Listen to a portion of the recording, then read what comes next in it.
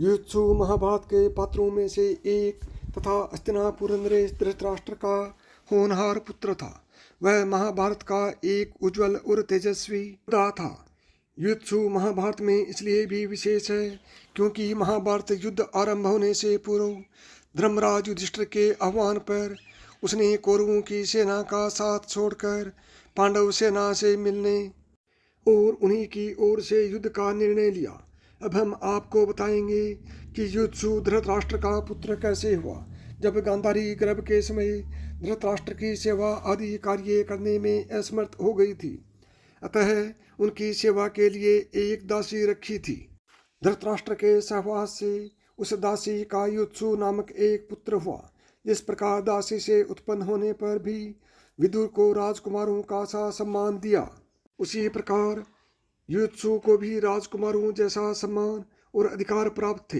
क्योंकि वह धृतराष्ट्र का पुत्र था, राजकुमारों की तरह ही युत्सु की भी शिक्षा दीक्षा हुई और वह काफी योग्य सिद्ध हुआ।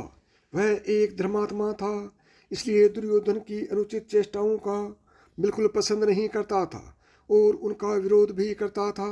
इस कारण दुर्योधन और उसके अन्य भाई उसको महत्व नहीं देते थे और उसका हास्य भी उड़ाते थे।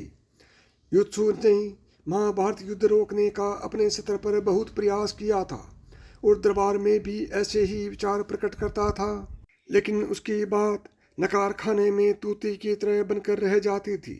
जब महाभारत का युद्ध प्रारंभ होने वाला था तो युत्सु की भी लाचार वंश दुर्योधन के पक्ष में लड़ने के लिए मैदान में उपस्थित हो गया।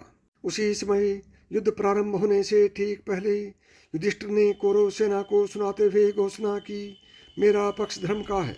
जो धर्म के लिए लड़ना चाहते हैं वे अभी भी मेरे पक्ष में आ सकते हैं, मैं उनका स्वागत करूंगा। इस घोषणा को सुनकर केवल युत्सु कौरव पक्ष से निकलकर आया और पांडव के पक्ष में शामिल हो गया। युधिष्ठिर ने गले लगाकर उसका स्वागत किया। कौरवों ने उसको बनिया महिला का बेटा और कायर कहकर अपमानित किया, लेकिन उसने अपना निर्णय नहीं बदला। महाभारत युद्ध में युत्सु ने बहुत महत्वपूर्ण भूमिका निभाई। युधिष्ठिर ने उसको सीधे युद्ध के मैदान में नहीं उतारा, बल्कि उसकी योग्यता को देखते हुए उसे योद्धाओं के लिए हथियारों और रसद की आपूर्ति व्यवस्था का प्रबंध देखने के लिए नियुक्त किया। उसने अपने इस दायित्व को बहुत जिम्मेदारी के साथ निभाया और अभावों के बावजूद पांडव पक्ष को हथियारों और रसद की कमी नहीं होने दी। युद्ध के बाद भी उसकी भूमिका महत्वपूर्ण रही। महाराज युधिष्ठिर ने उसे अपना मंत्री बनाया।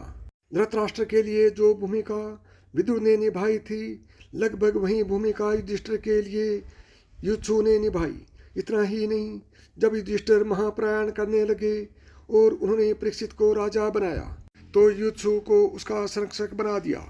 युत्सु ने इस दायित्व को भी अपने जीवन के अंतिम क्षण तक पूरी निष्ठा और समर्पण के साथ निभाया।